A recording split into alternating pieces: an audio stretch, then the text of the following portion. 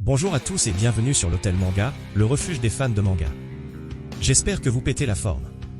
Aujourd'hui nous allons parler d'une des techniques de l'univers de Jujutsu Kaisen.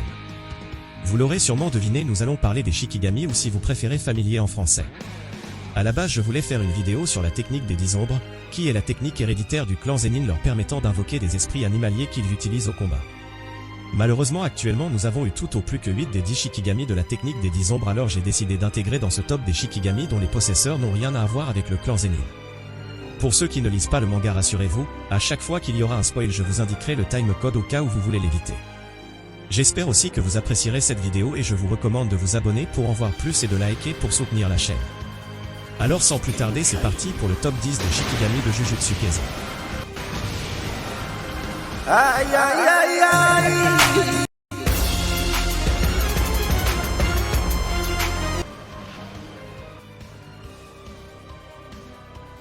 Orizuki ou Lune liée en français.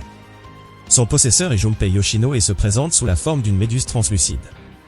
Malgré sa 10e place, Orizuki s'avère assez utile au combat aussi bien défensivement, en permettant à son utilisateur d'encaisser des coups puissants comme ceux de Yuji sans rien ressentir, qu'offensivement à travers sa toxine qu'elle peut transmettre par contact avec ses tentacules ou en étant atteint par les pointes formées par la fusion de ses tentacules.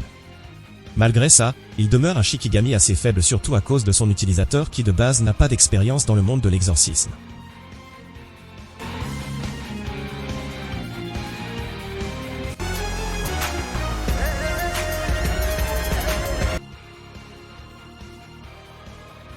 Gyokuken ou chien divin en français. Il s'agit d'une paire de loups blancs et noirs que l'utilisateur de la technique des 10 ombres en l'occurrence, Megumi Fushiguro peut invoquer. Ils sont assez féroces et efficaces face aux fléaux faibles. Ils sont aussi très utiles pour le pistage. Malgré que je le considère comme une seule technique, les deux chiens peuvent être invoqués séparément. Et pour finir, ils disposent d'une évolution obtenue en fusionnant leur énergie occulte.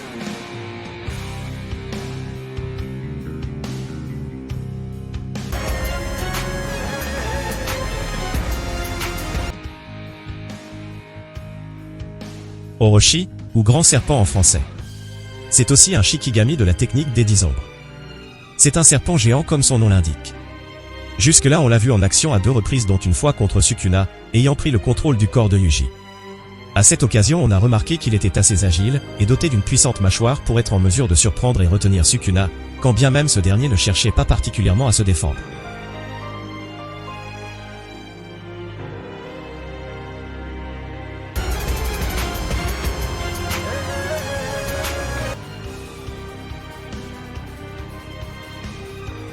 Nuée.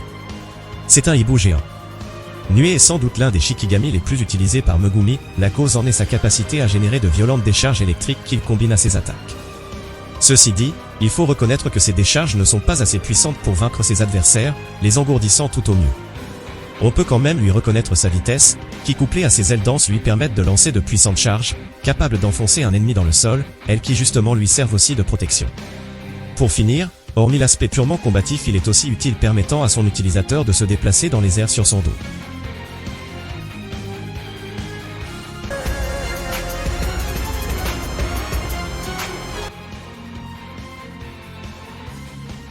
Bancho.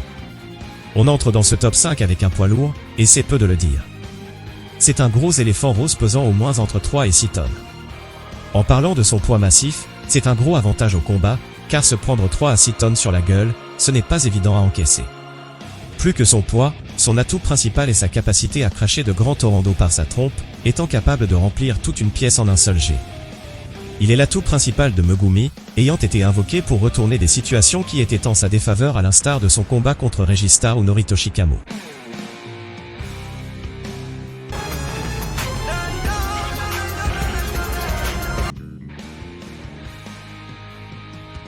Gyokuken-kon. C'est après la mort du chien blanc que Megumi transféra son énergie occulte vers le noir, pour former l'un de ses plus puissants Shikigami, selon moi son deuxième plus puissant. Rapide et doté de puissantes griffes acérées, il sera en mesure de surprendre et endommager un fléau de rang S.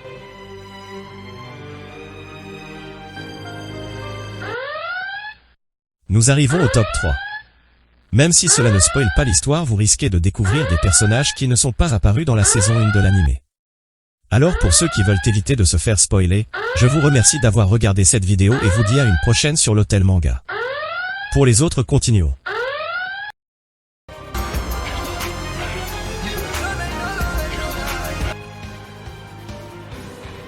Il s'agit d'une horde de poissons mangeurs d'hommes.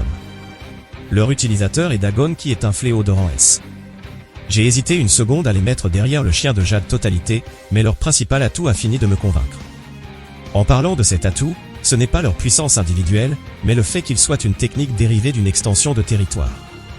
Et donc de ce fait tant que l'extension de territoire est activée, ils ne cesseront de submerger la cible et le dévorer.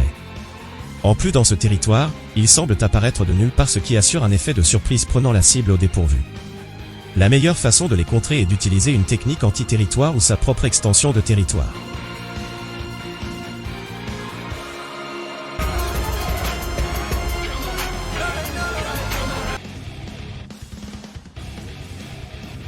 Il s'agit aussi d'une technique liée à une extension de territoire, le rendant ainsi difficile à contrer.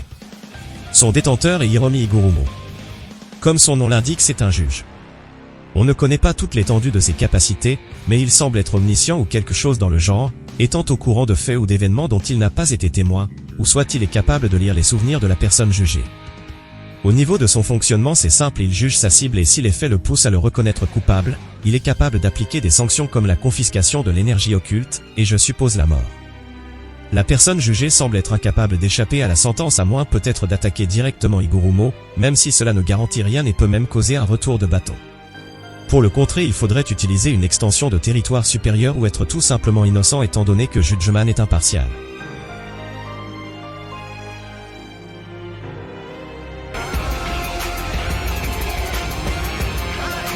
Numéro 1. Épée à 8 poignées divergentes si la divine générale Mahoraga. Un nom sacrément long, alors pour faire simple je vais l'appeler Mahoraga. Mahoraga est le Shikigami le plus puissant de la technique des 10 ombres et sans aucun doute le plus puissant Shikigami de Jujutsu Kaisen.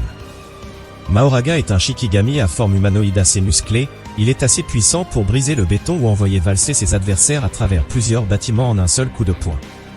Il est si puissant que Megumi a pensé à l'invoquer en dernier recours lors de son combat contre Sukuna ayant pris le contrôle du corps de Yuji. Son principal atout est sa capacité à s'adapter à tous les phénomènes.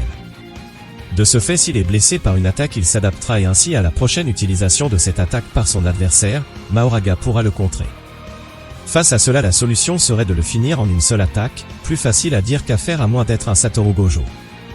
Il dispose aussi de l'épée d'extermination qui est une épée rattachée à son avant-bras et qui est chargée en énergie occulte positive, ce qui est redoutable contre les fléaux.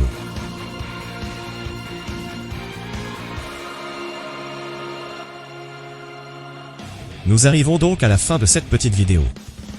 J'espère qu'elle vous aura plu. J'attends vos avis au retour avec impatience. Alors abonnez-vous pour plus de fun sur l'Hôtel Manga. A plus.